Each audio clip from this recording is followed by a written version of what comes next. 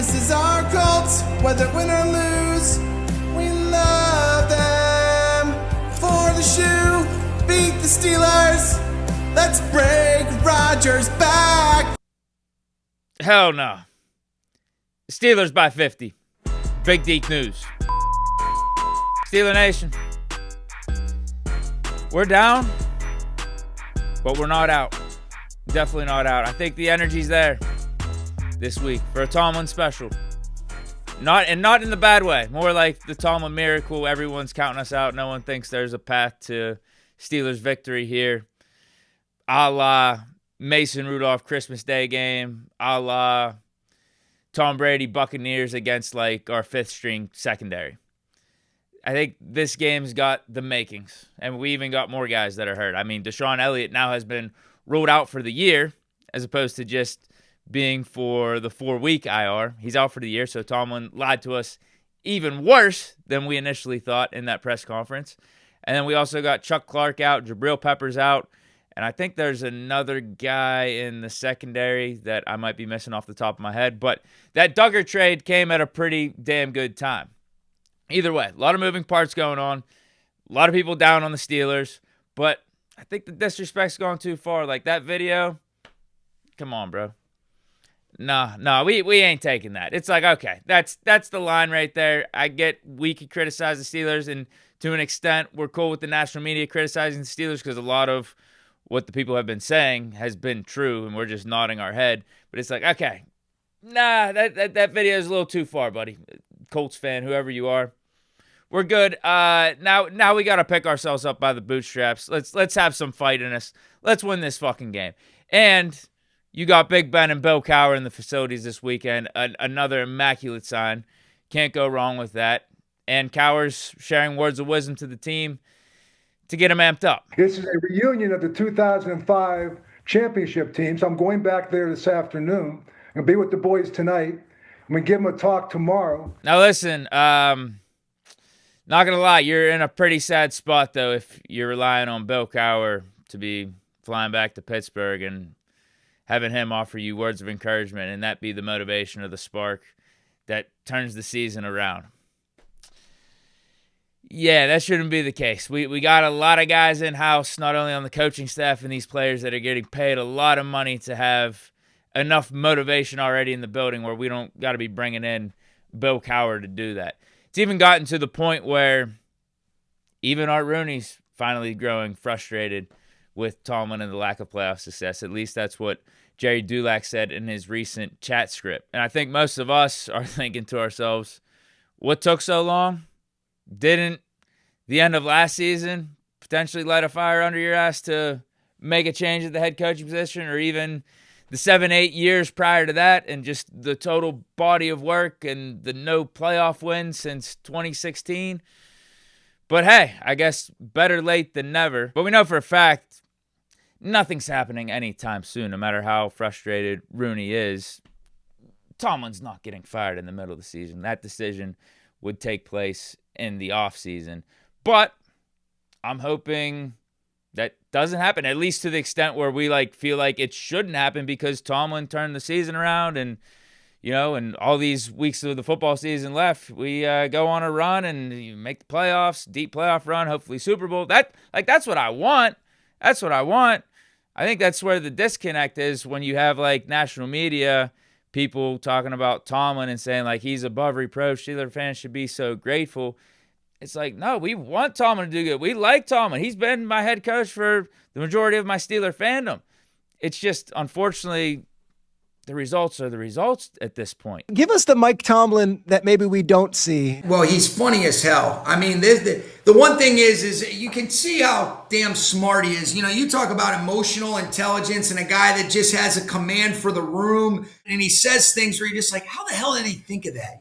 Excuses are tools of the incompetent, but his timing and his wit, and is just unparalleled, and his ability to tell stories. I'm not going to say who, but I remember asking him about, some challenging players that he's coached. And he said, oh, no. He says, those guys were emotional. And then he gave two names of some other guys. And he said, those two guys, diabolical. So like he's got like it's just he's so funny and his timing and I mean if you don't like Mike Tomlin, then something's wrong with you. Notice how McVay said nothing there about stuff on the football field like X and O's and potentially playing Tomlin on a football Sunday and worrying about Tomlin out coaching him or out scheming him or out preparing him. And there's going to be this new wrinkle from Tomlin and the Steelers that McVay doesn't expect.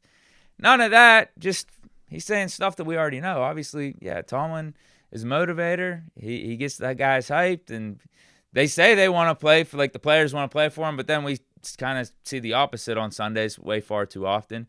Like that's the thing. The critique with Tomlin is just, can you still get it done at the highest level as the Steelers head coach? Point blank, period. Because I don't think there's denying that Tomlin knows what he's doing to an extent. There's something to be said for the floor that he provides, the non-losing seasons, all that, the relevancy. No doubt about it. But that's not the standard here, right? Like, it shouldn't be it should be, I guess, appreciated to a degree, but it shouldn't be celebrated like that's the goal year in and year out. The standard is the standard. It's I don't. What's the standard? 500? Oh no, We ain't won a playoff game since 2016, man. Yeah, man. Yeah, man. I was playing then. I feel you. I've been done for what, 7-8 years? Yeah, man. Deebo, I feel What's you. the standard now? Because we done lost. It ain't the same one that I knew. Sometimes it just really ain't that deep. It ain't that complicated. Tomlin's been here 18 years. It might just be time. Things run their course. Things get stale. It happened with Chuck Noll, one of the best coaches of all time, here in Pittsburgh. Like his last 8, 9, 10 years. Not that great. Lot of mediocre. And we eventually moved on. And that's what kind of we're seeing from Tomlin over these last 8, 9, 10 years. Mediocre, just above the line, and that's not good enough for the Pittsburgh Steelers. At least that's what I grew up on, it not being good enough. You see what happened with the Penguins. Mike Sullivan, 2 Stanley Cups, more big-time success than Tomlin recently, and we let him go, and you're seeing this new guy come in, and the Penguins are the best team in the NHL, and no one expected them to be. Everyone thought the Penguins were going to be tanking. Andy Reid with Philly, that's the example that's always brought up. Both sides just needed fresh starts. So, yeah, sometimes that's the way to go about it. And it's, again, not that deep, not that complicated. And people wondering, like, oh, man, if you get rid of Tomlin, who else are you going to find? It's like you got Mike McCarthy out there literally with the same exact resume as Mike Tomlin, just chilling out there and coaching free agency. It's like, dude, it's sometimes it's just not about who are we going to find that you know is going to be better? Sometimes you got to deal with the uncertainty. You just know for a fact that what you're doing right now isn't working, and you got to pivot from that. Just like I thought we did from a roster standpoint and moving off of Russ, bringing in Rodgers, moving off of Najee, trying to change the defense. Now, those moves up to this point aren't really living up to full fruition. I think Rodgers is for sure. I think moving off of Najee. I think, honestly, all the offensive moves pretty solid. We could still maybe add that extra receiver, but for the most part, the offense has gotten it right. The defense, clearly not so much. And with all that being said, let's get to the preview of this Steelers-Colts game. Listen, I think we're going to win. That's the funny part. After everything I just went through right there for the first half of this show, I think this one's a Tomlin special. I think Tomlin gets it done this week. Tomlin and the Steelers, against all odds, against all the doubters and haters, it's time. Because the more I look into this matchup, the more I really see the Steelers potentially winning this game. Because the Colts, listen, man, I get that they're good. Danny Dimes, career resurgence right now. Jonathan Taylor, MVP candidate. Their defense, they get turnovers, but they're not. Honestly, their defense isn't that good. But they're 7-1. They've played a lot of weak teams. They got about 4 or 5 wins there where they're playing bottom-of-the-barrel teams. And, hey, you just got to beat who's in front of you on your schedule. Credit to the Colts. But it's like, I don't think they're that good. I don't think they're above reproach or anything coming into this game. They're flying high on offense, and I don't really have anything in terms of our defense, like definitively stopping their offense. I just don't. Outside of play better, more motivated this week. Hopefully, that's literally all I got. It's just gonna be different for whatever reason this week. Backs up against the wall, that type of stuff. Because there's nothing I could say about this defense that I could really point to and count on. I'm being serious. Because if you told me Jonathan Taylor went off, yeah, that could happen. If you told me Danny Dimes threw for 350 and 3 touchdowns, I'm like, yeah, that could happen. The one thing I will say is we have improved in our run defense kind of consistently over the last 4 or 5 weeks. We had the hiccup game against the Bengals, but if you look at the track record, I think we have overall improved the run defense. Secondary's been all over the place. And Danny Dimes has been doing some good things through the air, clearly. So I don't know what to say about the defense. Like, that's just going to be a toss-up type of thing. Hasn't been good, but maybe last week was finally the breaking point and some shit changes. The things that I would like to see is getting Corey Trice out there. And I already mentioned that. Get Corey Trice out there. Obviously, Duggar is going to have to play by necessity now. So we'll see if that's enough. I don't know if Trice is going to play. Did we activate him from IR or not? I don't think so. But on offense, dude, this Colts defense can be had. They're getting lit up in the passing game. The only thing that's keeping them like at least halfway decent is the turnovers. But we know Rodgers has been taking care of the ball at a pretty good clip. Steelers offense has been taking care of the ball at a pretty good clip. Now, Colts run defense is pretty decent. I've seen a couple games where they've given up over 100 yards. And Steelers offensive line should be able to speak for themselves. And Jalen Warren, Kenneth Gainwell, they've been doing good. So, like, I'm not worried about, like, the Colts defense and their run defense at least stopping our run. I think we'll be able to maintain the balance. But then it comes down to Aaron Rodgers making some of these big plays through the air against this Colts defense in this weakened secondary, which clearly he's shown he's capable of doing. It's just, can our defense hold on? Can they hold on? But, like, there's a path. Like, I just explained to you guys, there's a path for a win here, definitely.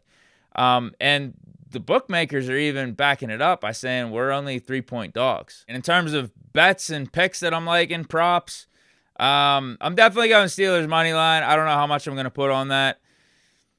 I'm leaning Rodgers over a touchdown and a half, but I don't really like the odds. It's at minus 144.